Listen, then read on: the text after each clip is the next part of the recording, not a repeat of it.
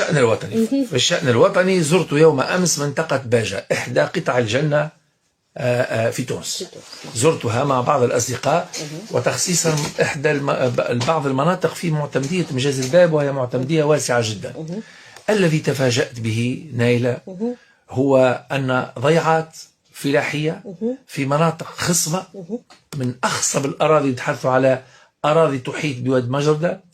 هذه الضيعات العمومية المملوكة للدولة اللي نسميها الأراضي الدولية، هذه الأراضي مهملة بالكامل، ضيعات فيها آلاف الهكتارات.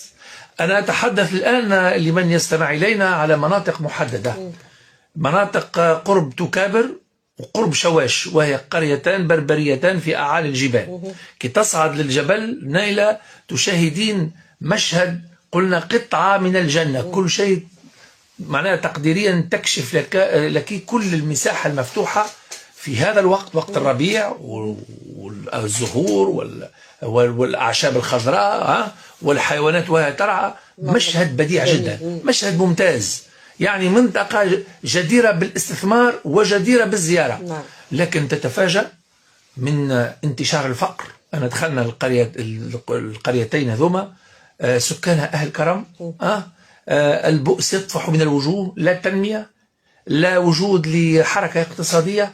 في الزمن الفلاحي ترى تحضير الموسم الزراعي، ترى البؤس على وجوه الناس، ترى الفقر، ترى أن سياسات الدولة طيلة عقود أدت إلى تهميش هذه المناطق الغنية جدا زراعيا. أنا أتحدث عن مناطق، عن ضيعات فلاحية للسيد وزير الفلاحة على منطقة التفاحة، منطقة تسمى التفاحة، فيها مجموعة من الضيعات الفلاحية الدولية التي تملكها الدولة، لا راعي، مهملة تماما، خرابة من الخرابات، يعني نتحدث على آلاف الهكتارات.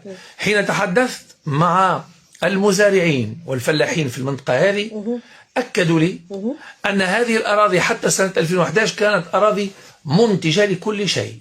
معناها يتحدثوا أنه في بعض الضيعات فما أكثر من 2000 و 3000 رأس غنم، الآن لا شيء، ودمرت. والذي لاحظته لي أنا على الأقل أدركه، أن سياسات وزارة الفلاحة وكبار المسؤولين في وزارة الفلاحة طيلة السنوات الأخيرة إلى اليوم تسير في اتجاه واحد: فلسها، خربها، وبيعها للخواص، وخذ عمولتك من الخواص. هذا هو التصور العام.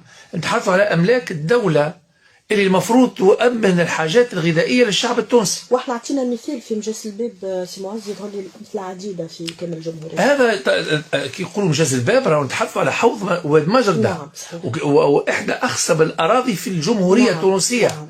راهو حين وقت اللي تتعدى بحر الضيعات هذه قلبك يوجعك، لأنه كل شيء متوفر ولا شيء. يعني حتى من أشجار الزيتون اقتلعت وحولوها إلى فحم. فهنالك غابات زيتون أخرى في الأرض هذه لم يجنى الزيتون اليوم، ما جمعوش الزيتون لليوم، للبارح نشوف الزيتون موجود ينفضوا فيه للغنم، معناها لقطعان الغنم. معناها شوف، الناس في فقر، في جوع، في بطالة، ولا حياة لمن تنادي. علاش هذا بسبب ماذا؟ أنا في نظري وزير الفلاحة الحالي والذي سبقه كلهم يتحملوا مسؤولية هذا الخراب، لأن الخراب هذا مش اليوم، منذ بضع سنوات. سامحني، أنت خذيت المقود الآن، المفروض أن تتحرك في اتجاه أنك على الأقل تأمن هذه الضيعات.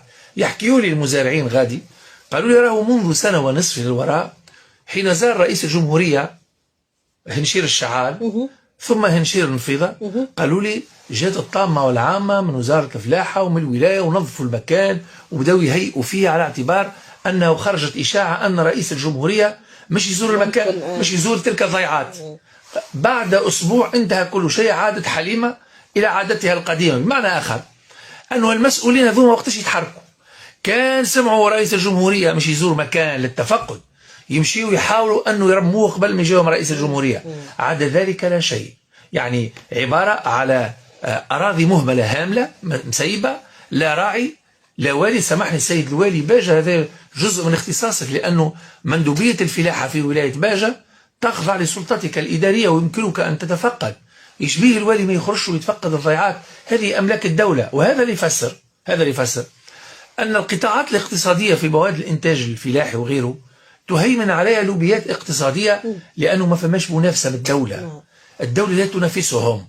يعني ارتفاع الأسعار الآن في كل شيء، البارحة الطماطم وصلت 5500، نفس الشيء الفلفل. معنا نتحدث على اشتعال للمواد الغذائية في غياب كل لا أسمع لا فما مخططات ولا فما استراتيجية ولا فما محاولة للإصلاح. الجميع يتفرج على دولة تنهار اقتصاديا ودولة تخسر أملاكها.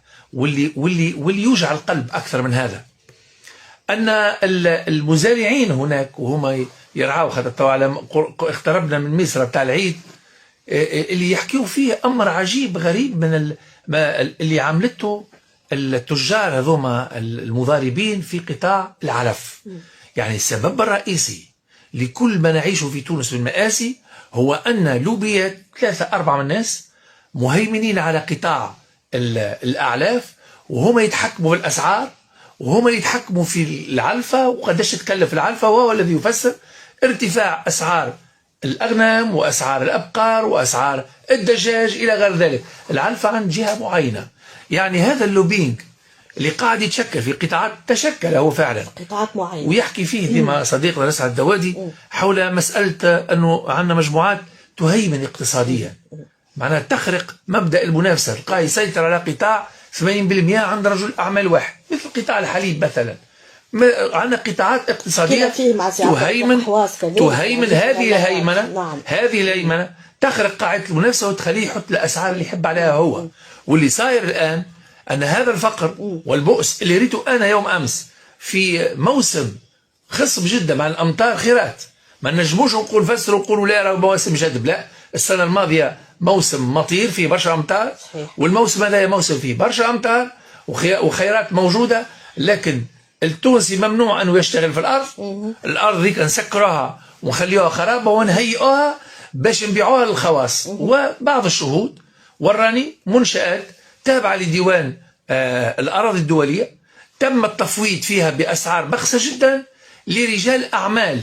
معنا نتحدثوا على منشآت كبرى ضخمة، مباني في تلك الجهة تم التفويض فيها في ظروف مسترابة لرجال أعمال. يعني التحضير إلى ماذا؟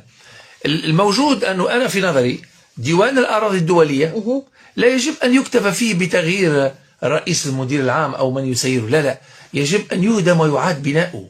يعني اللي رناه في الشعال منذ سنتين، واللي رناه في انشاء المفيضة والذي لم يتبدل فيه شيء، والذي نشاهده في الضيعات الفلاحية اللي سير فيها ويتصرف فيها ديوان الأراضي الدولية، يجب أن يفتح ملف ديوان الأراضي الدولية أو أن يلحق بوزارة الدفاع الوطني حتى تؤمن هي تسيره. لأنه لا يمكن أن يستمر الوضع على ما هو عليه. مررنا بضيعة فلاحية تابعة لوزارة الدفاع الوطني في المنطقة قرب منطقة بربة والجديدة، معناها أرض، معناها ضيعة مثالية، نشاط وعمل وخدمة وكل شيء، الناس كل تشتغل. هذه أمور لسنا نطالب بالعسكرة، لأن الدولة الآن في وضعية تفكك وانهيار. وإذا المسؤولين في وزارة الفلاحة، إحدى أكبر وزارة الدولة، غير قادرين أنهم يسيروا أملاك الدولة، وحتى وزير أملاك الدولة له مسؤولية، لأنه المفروض وزارة أملاك الدولة تتفقد أملاكها، وكل ما تملكه الوزارات هي ملك لأملاك الدولة.